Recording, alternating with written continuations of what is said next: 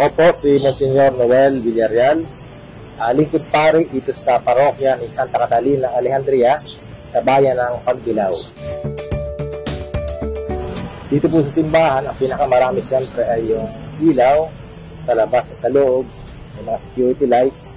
Mayroon din yung sound system na malakas din ang consume sa kuryente. Mayroon din mga air condition sa mga rooms. At electric fan na malalaki kasi umiinit nga yung panahon dahil siguro sa climate change, ramdam na ramdam yung init kaya nagtaas ng voltahe ang mga electric fan sa simbahan.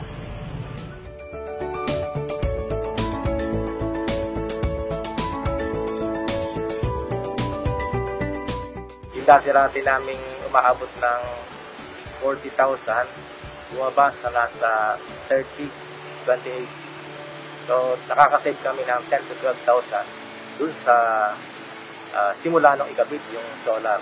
Napakalaki ng advantage nung naggamit kami ng solar dahil hindi bukod sa nakatutulong ka sa environment, ay bumaba ang aming bill sa kuryente. Mas ramdam namin, lalo na ako nasa Timonan pa, 6 years kaming nakasolar doon. Kaya, yun, malaking tulong. At sabi ko nga, yung natitipid, para na rin nag-increase yung income ng church dahil sa natitipid sa paggamit ng solar.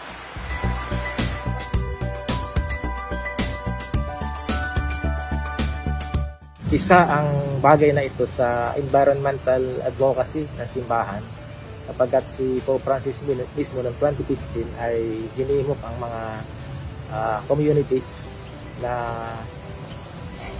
lutasin ng sama-sama bilang community yung problema ng climate change. At isa sa mga sanhi ng pag-init ng klima ay yung mga carbon na ibinubuga ng mga coal-fired power plant at ng mga gumagamit ng fossil fuel.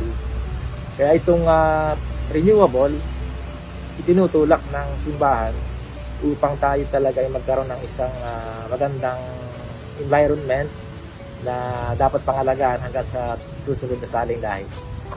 Kaya sa action plan ng obispo, sa CBCP action plan bilang tugon kay Pope Francis, nakalagay doon na lahat ng mga parokya, mga simbahan, mga seminaryo ay dapat manguna sa pagtutulak ng mga renewable source of energy, kagaya nitong solar.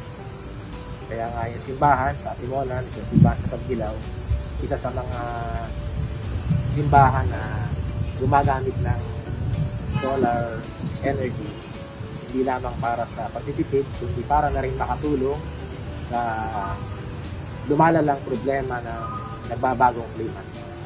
Kaya inaanyahan din namin, tamang-tama ngayon po ay season of creation, September 1 to October 4, pinagdiriwang ng buong simbahan, hindi na mga Katoliko, kundi lahat ng Kristiyano sa buong mundo, ang panahon ng sanglilikha.